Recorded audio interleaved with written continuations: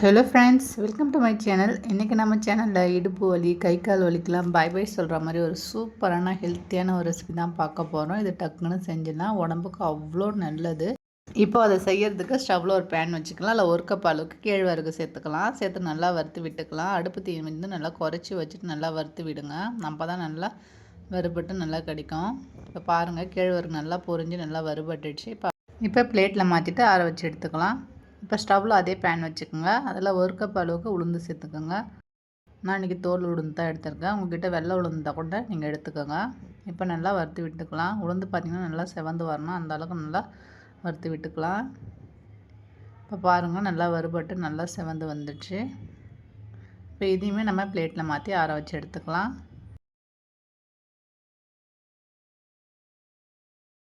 இப்போ ஸ்டவ்வில் ஒரு பேன் வச்சுக்கலாம். அதில் ஒரு கப் அளவுக்கு வேர்க்கடலை சேர்த்துக்கலாம். நீங்கள் இதுக்கு பதிலாக பொட்டுக்கடலை கூட சேர்த்துக்கலாம். சேர்த்து நல்லா வறுத்து விட்டுக்கலாம். அடுப்பு தீயை நல்லா குறைச்சி வச்சுட்டு நல்லா வறுத்து விடுங்க. அப்போ தான் உள்ளு வெறும் நல்லா வறுபட்டு நல்லா மொறுன்னு இருக்கும்.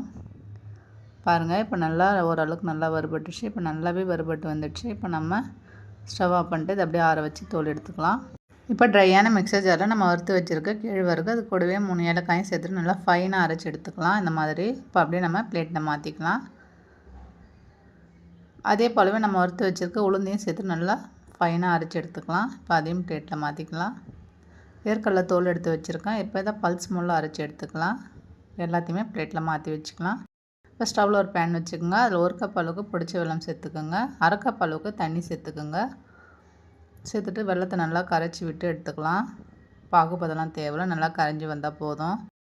பாருங்கள், நல்லா வெள்ளம் எல்லாம் நல்லா கரைஞ்சி வந்துடுச்சு. இப்போ ஸ்டவ் ஆஃப் பண்ணிவிட்டு திரும்பவும் நம்ம வடிகட்டி சேர்த்துக்கலாம். ஏன்னா தூசு மண்ணெலாம் இருக்கும்.